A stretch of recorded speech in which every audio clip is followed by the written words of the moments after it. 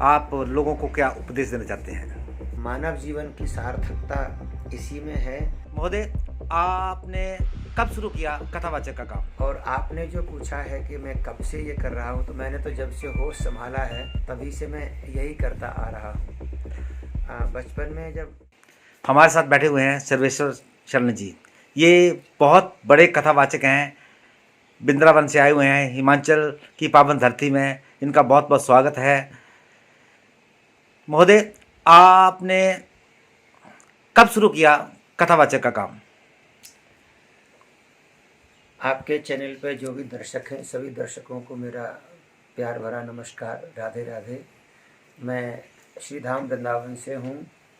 पूज्य सद्गुरुदेव भगवान अनंत श्री विभूषित जगत गुरु निम्बार्काचार्य श्री राधा सर्वेश्वर शरण देवाचार्य श्री श्री जी महाराज के द्वारा मैं दीक्षित हूँ।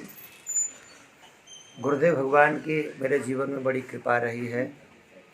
और आपने जो पूछा है कि मैं कब से ये कर रहा हूँ, तो मैंने तो जब से होश संभाला है तभी से मैं यही करता आ रहा हूँ। बचपन में जब पढ़ता था तो उस समय ठाकुर जी का नाम संकीर्तन और मंदिर में आना जाना ये बचपन से ही लगा रहा। पढ़ाई करने के बाद में आप जैसे सभी संभ्रांत लोगों ने, प्रेमियों ने कहा कि आप बहुत अच्छी कथा कर सकते हैं, तो आप कथा लाइन में आ जाइए। हालांकि मैं 12वीं तक पीसीएम का छात्र रहा, लेकिन संगीत का बचपन से बहुत ज़्यादा शौक़ रहा था। उस समय मैं आकाशवाणी मथुरा पे एक लोकगीत गायक के रूप में सेवा दे रहा था। तो जैसे जैसे लोगों ने सुना तो लोगों ने मुझे प्रेरित किया कि मैं कथा करूं। इसके बाद में फिर मैं अपने पूज्य गुरुदेव सरकार जगत गुरु श्री श्री जी महाराज, जो हमारी आचार्य पीठ राजस्थान में हैं, किशनगढ़ के पास निम्बार्क तीर्थ सलेमाबाद, वहाँ गुरुदेव के चरणों में जाकर के ये मैंने निवेदन किया कि दास की ऐसी इच्छा है, लोग चाहते हैं कि मैं कथा करूं। तो गुरुदेव भगवान ने फिर मुझे आज्ञा प्रदान की। और उसके बाद फिर 2009 से मैंने ये जो कथा की यात्रा है ये शुरू की। 2009 से फिर मैं लगातार कथा करता आ रहा हूँ। अच्छा, आप 2009 से कथा कर रहे हैं? जी। अपने यूपी के अलावा आपने भारत में कहाँ कहाँ कथा की हुई है? लगभग भारत के तो सभी प्रांतों में, केवल दक्षिण भारत में कथाएं अभी कम हुई हैं। बाकी तो उत्तर भारत में पूरा पंजाब है, हिमाचल है, जम्मू कश्मीर है, हरियाणा है, दिल्ली है, और फिर अपना राजस्थान है, उत्तर प्रदेश है, मध्य प्रदेश है, छत्तीसगढ़ है। लगभग इन सभी राज्यों में मैं जा चुका हूँ कथा करने के लिए। हिमाचल में आप कहाँ कहाँ कथा कर चुके हैं?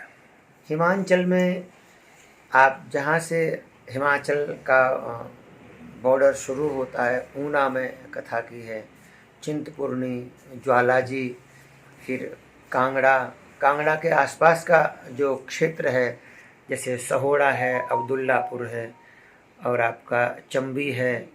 ये इधर पठानकोट रोड पर जैसे शाहपुर है, और उधर भाली तक, इधर नगरोटा बगवां, और आपका आगे ठाकुर द्वारा, भमारना, पालमपुर, बैजनाथ, ये धर्मशाला, आपका इंद्रुनाग मंदिर, खनियारा, ये सारे इलाके में उधर मैंने कथाएं की हैं।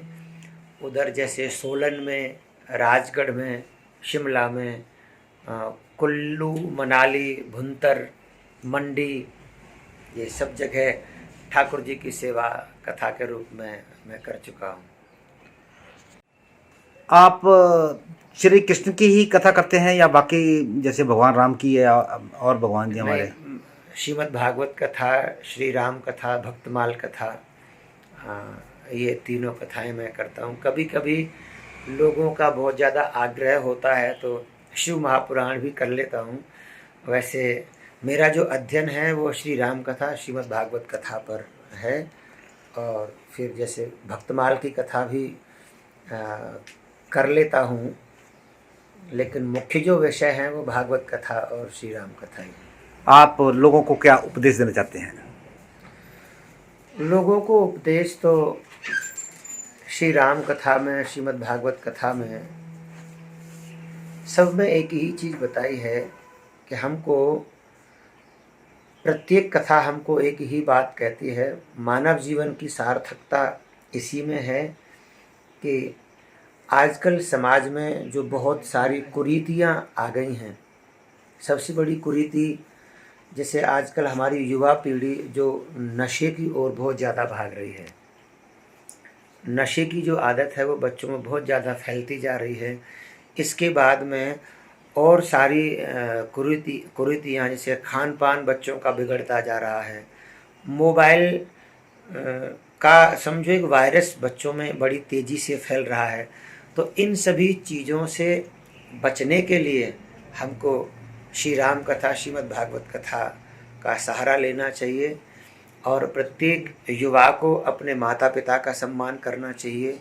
और ये मानव जीवन मिला है तो मानव जीवन की सार्थकता तभी है जब हम सत्संग से, भगवान की कथा से जुड़े रहेंगे, क्योंकि जीवन कैसे जीना चाहिए ये केवल भगवान की कथा से ही हम सीख सकते हैं। भगवान श्री राम ने, भगवान कृष्ण ने अवतार लेकर के मानव को क्या करना चाहिए, क्या नहीं करना चाहिए, माता पिता के प्रति हमारी क्या जिम्मेदारी है, पिता पुत्र का संबंध कैसा हो, बाप बेटे का संबंध कैसा हो, सास बहू का संबंध कैसा हो, समाज के प्रति हमारी क्या जिम्मेदारी है, एक अच्छे समाज का निर्माण हम कैसे कर सकते हैं, ये सभी प्रश्नों का उत्तर केवल आपको सत्संग में मिलेगा, कथा में मिलेगा।